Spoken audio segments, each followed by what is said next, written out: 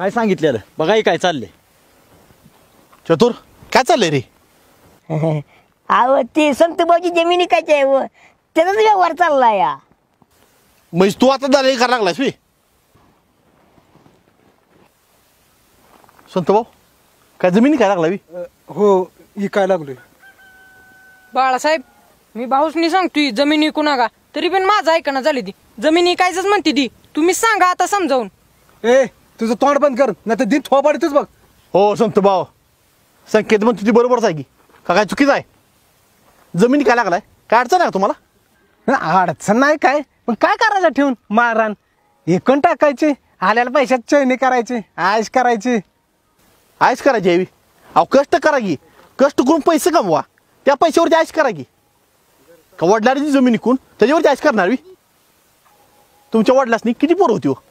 आम्ही 5 जणी भाऊ भाऊ आणि बहिणी 4. बघा तुम्ही 9 जण होता, 9 जणांनी लहानाचं मोठं केलं, परपंच सांभाळा आणि परपंच वाढवला, पण कधी 1 गुंठा सुद्धा जमीन केली नाही. अहो तुम्ही 5 जण भाऊ असताना 1 गुंठा सुद्धा जमीन घेऊ शकला नाही तुम्ही. उलट तुम्ही वडिलांची जमीन काय लागला असा. अहो संत भाऊ, अख्खा आयुष्य तुम्ही दारू पिण्यात आणि चैनी करण्यात घालवलं. घरी 2 पोरं आहे, ती लग्न झालेली पोरगी आहे. अहो ह्यांच्या भविष्य तरी विचार करा. पोराची नाही नोकरी लागली ते जमिनी कर्ज काढतील. अहो त्या कर्जावरती धंदा पाणी तरी उभा करतील हो, पण जमीन हायशी राहील. ह्याचा कधी विचार केला का तुम्ही?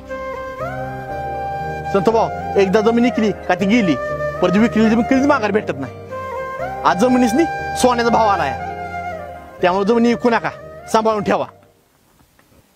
संत भाऊ ह्या जमिनीला तुम्ही खडकाळ म्हणताय ना? अहो एक टायमाला तुमच्या वडिलांनी यात पीक काढलंय का नाही? होय काढलं की. मग करा कष्ट आणि पिकवाय जमीन.